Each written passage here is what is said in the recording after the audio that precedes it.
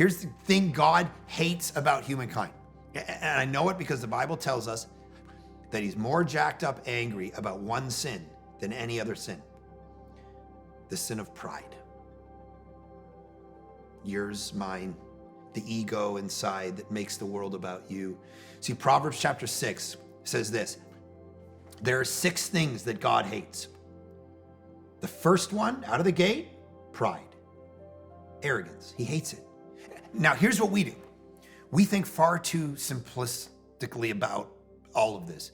And we go, okay, pride. So that we think loud people, that equals arrogance, and quiet people means humble, so I'll be quiet and I'll keep to myself. No.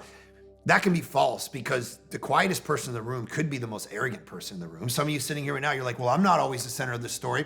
I'm nice and quiet. Arrogance is about having a heart that has a disposition that will not allow God or anyone else to shape and speak and adjust at all. You have this swagger in yourself. You begin to act as if you're the center of the story and that's your life, and no one can tell you any different. So sometimes the quietest person in the room who doesn't allow that to happen are the least humble. It's the quietest person in the room sometimes who's been sick for a year or 2, but has never come for prayer. Even though people have the gift of healing and can pray for you. And the Bible says, if you're sick, go to the elders, they'll anoint you with oil to pray for you. You never come. Why? Because you never have a disposition humble enough to say, you know what, maybe I don't know stuff. Maybe I need other people. So I'm gonna go and be humble and actually get prayed for. There's a million examples of how this plays out in our life. If pride affects our calling. We're not able to hear from people what our actual role is in the world. So we begin to think things about ourselves. I see it in people in ministry all the time, right?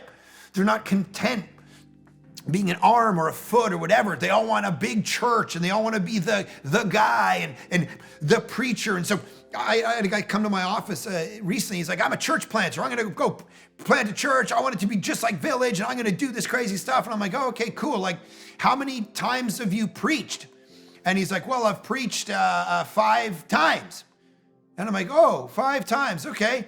So you understand, before I planted Village, I had preached every week for 5 years.